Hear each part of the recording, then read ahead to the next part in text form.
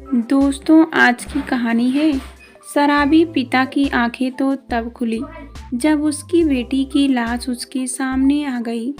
कहानी पसंद आए तो वीडियो को लाइक और सब्सक्राइब जरूर करना। सुबह के 7 बजे थे। गाड़ियां सड़क पर सर पर दौड़ रही थी। ट्रैफिक इंस्पेक्टर बलविंदर सिंह सड़क के किनारे 1 फुट ओवर ब्रिज के नीचे अपने साथी हवलदार मनीष के साथ कुर्सी पर बैठा हुआ था। उसकी नाइट ड्यूटी खत्म होने वाली थी और वह अपनी जगह नए इंस्पेक्टर के आने का इंतजार कर रहा था। बलविंदर सिंह ने हाथ मुंह धोया और मनीष से बोला, भाई चाय पिला दो। मनीष उठा और सड़क किनारे एक रेहड़ी वाले को चाय की बोलकर वापस आ गया। तुरंत ही चाय भी आ गई। दोनों चाय पीते हुए बातें करने लगे। बलविंदर सिंह ने कहा, अरे भाई, रात भर गाड़ियों के जितने चालान हुए हैं जरा उसका हिसाब मिला लेते। मनीष बोला, जनाब, मैंने पूरा हिसाब पहले ही मिला लिया है। इसी बीच बलविंदर सिंह के मोबाइल फ़ोन की घंटी बजी। वह बड़े मजाकिया अंदाज में फ़ोन उठाकर बोला, बस निकल रहा हूँ मैडम, सुबह सुबह बड़ी फिक्र हो रही है। अचानक बलविंदर सिंह के चेहरे का रंग उड़ गया। वह हकलाते हुए बोला, मनीष जल्दी चल, रश्मि का एक्सीडेंट हो गया है। दोनों अपना अपना हेलमेट पहन तेजी से मोटरसाइकिल से चल दिए। दरअसल रश्मि बलविंदर सिंह की 6 साल की इकलौती बेटी थी। उसके एक्सीडेंट की बात सुनकर वह परेशान हो गया था। उसके दिमाग में बुरे ख्याल आ रहे थे और सामने रश्मि की तस्वीर घूम रही थी। बीच रास्ते में एक ट्रक खराब हो गया था जिसके पीछे काफी लंबा ट्रैफिक जाम लगा हुआ था। बलविंदर सिंह ने इतना सब्र कहा, मोटरसाइकिल का सायरन चालू किया, फुटपाथ पर मोटरसाइकिल चलाई और तेजी से जाम से आगे निकल गया। अगले 5 मिनट में वे दोनों उस जगह पर पहुंच गए जहां एक्सीडेंट हुआ था। बलविंदर सिंह ने जब वहां का सीन देखा तो वह किसी अनजान डर से कांप उठा।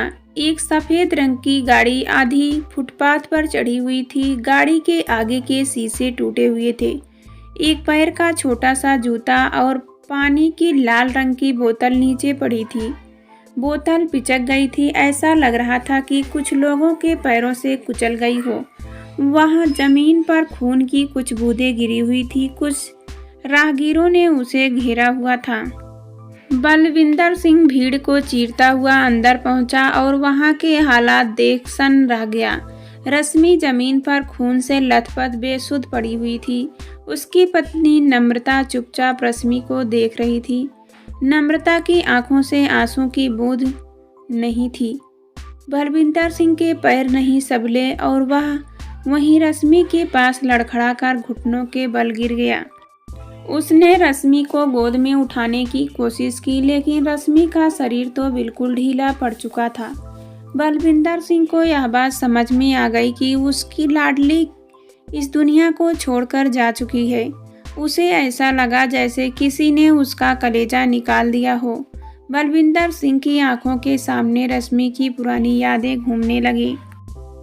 अगर वह रात के 2 बजे भी घर आता तो रश्मि उठ बैठती। पापा के साथ उसे रोटी के 2 निवाले जो खाने होते थे वह तोतली जबान में कविताएं सुनाती।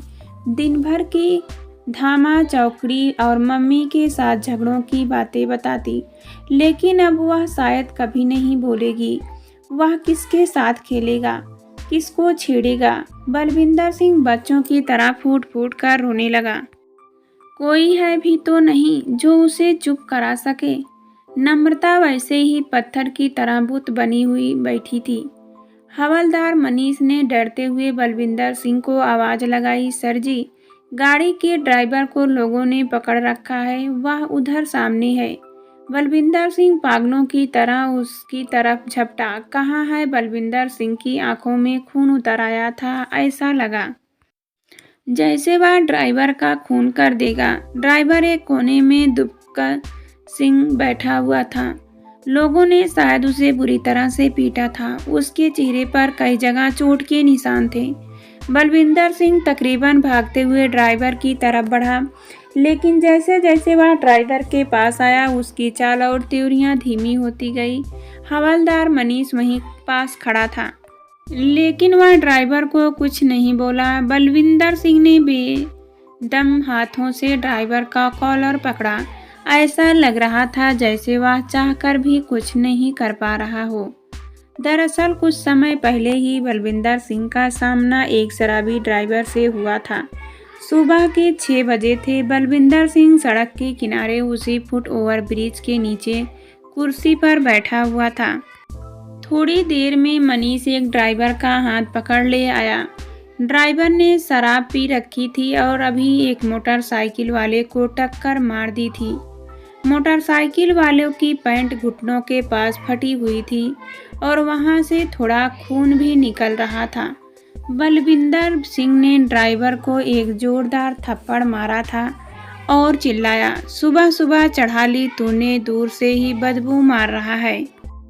ड्राइवर गिड़गिड़ाते हुए बोला, साहब गलती हो गई, कल इतवार था, रात को दोस्तों के साथ थोड़ी पार्टी कर ली, ड्यूटी पर जाना है, घर जा रहा हूँ, मेरी गलती नहीं है।